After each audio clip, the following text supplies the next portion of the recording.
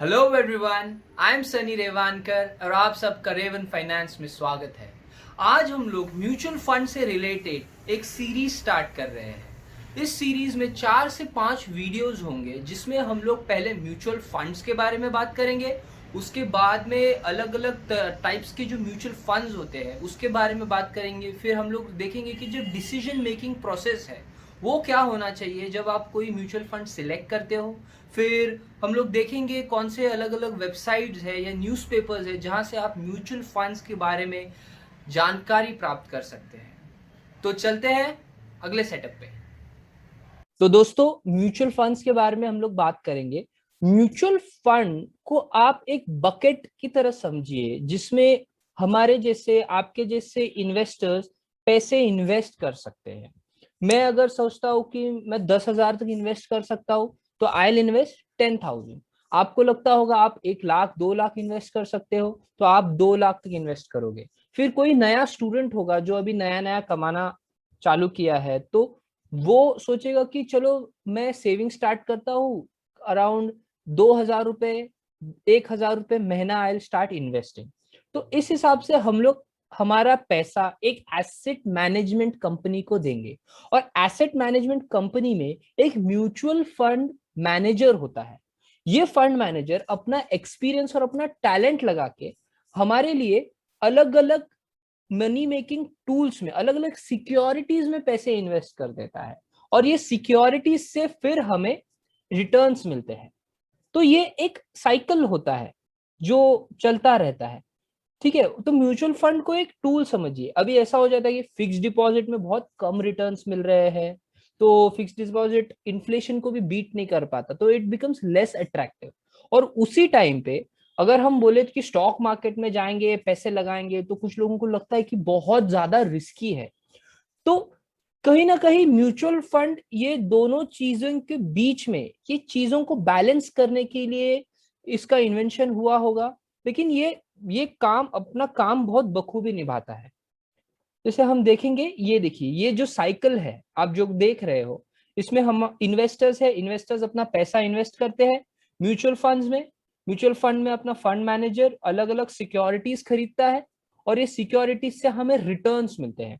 अब ये रिटर्न्स हम लोग यूज करेंगे या फिर री इन्वेस्ट भी कर सकते हैं। इसी तरह साइकिल चलता रहता है। तो शुरू करेंगे।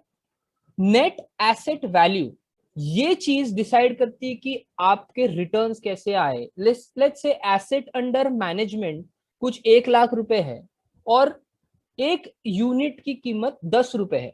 इस हिसाब से अगर 1 लाख को हम डिवाइड करेंगे 10 रुपए से तो हम लोग मार्केट में 10,000 units of this particular mutual fund are available for buying.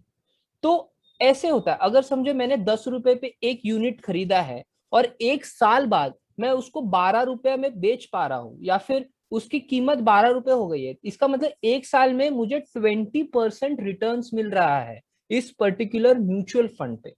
तो ऐसे ही लिए एनएवी, जब भी हम म्यूचुअल फंड के बारे में बात करेंगे ना, एनएवी सबसे ज्यादा जरूरी है।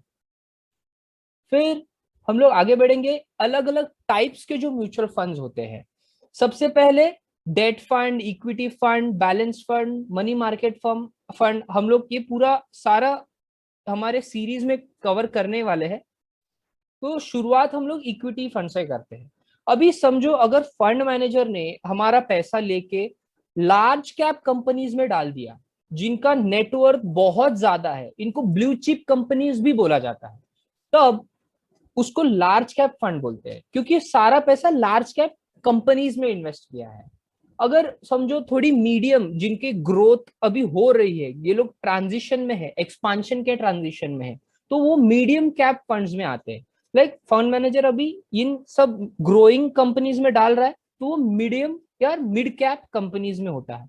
या फिर कुछ कंपनीज है जो ग्रो नहीं हुए हैं अभी, उनके पास एक्सपांशन का बहुत ही ज्यादा स्कोप है, तो ये सारी छोटी कंपनीज है। और इन कंपनीज में जब पैसा इन्वेस्ट होता है तो उसको स्मॉल कैप कंपनीज बोलते हैं। अब कुछ लोग बोलेंगे मुझे लार्ज कैप ही या फिर स्मॉल कैप ही, ऐसा नहीं, मुझे तो ओवरऑल इन्वेस्ट करना है, मुझे थोड़ा डाइवर्सिफाई करना है हमारा पोर्टफोलियो। तो इसके लिए मल्टी कैप फंड होता है। ये जो हमारा फोर्थ है ना मल्टी कैप फंड। इसमें अलग अलग अच्छे अलग अलग सेगमेंट के अच्छे स्टॉक सिलेक्ट किए जाते हैं और फिर पैसा इन्वेस्ट होता है। और हम लोग अगर देखें risk factor, equity mutual fund हमेशा थोड़ा रिस्की ही होता है। आप रिस्कोमीटर चेक कीजिए, हाई रिस्क और वेरी हाई रिस्क मिलेगा। Very high risk usually small cap fund में होता है और हाई रिस्क होता है लार्ज कैप फंड्स में या फिर मिक्स कैप फंड्स में।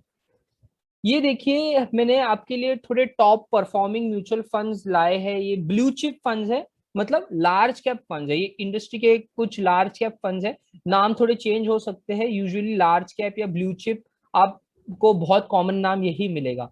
आप देखिए यहाँ पे 3 साल के रिटर्न 17%, 15%, 15-14, ये इतना आप आसानी से एक्सपेक्ट कर सकते हो। This is an average. और 5 साल का भी अगर आप देखोगे तो आपको 11%, ये देखिए मिनिमम 11% से 12% के आसपास आप लोग को आराम से मिलेगा, जो कि है बहुत ज्यादा फिक्स डिपॉजिट के कंपैरिजन में। और ये इक्विटी फंड है तो मैं हमेशा रिकमेंड करूंगा कि आपका हॉराइजन 3 साल से ज्यादा का ही होना चाहिए, क्योंकि इक्विटी फंड्स वोलेटाइल होते हैं। फिर ये देखिए स्मॉल कैप फंड्स, ये कुछ अच्छे परफॉर्मिंग स्मॉल कैप फंड्स है। स्मॉल कैप फंड्स की जब बात हो ना तो I will really strongly recommend कि आप 5 से 10 साल या उससे ज्यादा का होराइजन देखें, क्योंकि आप देख सकते हैं रिस्क कम हो जाता है बहुत ज्यादा। देखिए मार्केट आज ऊपर है, कल नीचे होगा, परसों वापस ऊपर होगा। 1-2 साल की ड्यूरेशन में तो वोलेटिलिटी आएगी, risk factor will always work. लेकिन जब आप 7 साल से 10 साल का रिटर्न देखोगे, ये देखिए 20%, 25%, 16%, अगर अच्छा सब फंड है तो देखिए 7 साल के बेसिस पे आपको एसबीआई स्मॉल कैप में 25% तक के रिटर्न्स मिल रहे हैं, जो कि बहुत अच्छी बात मानी जा सकती है। तो इस वीडियो में हमने इक्विटी मार्केट कवर किया। अगले वीडियो में हम लोग डेट मार्केट और उसके और बाकी सारे एस्पेक्ट्स कवर करेंगे।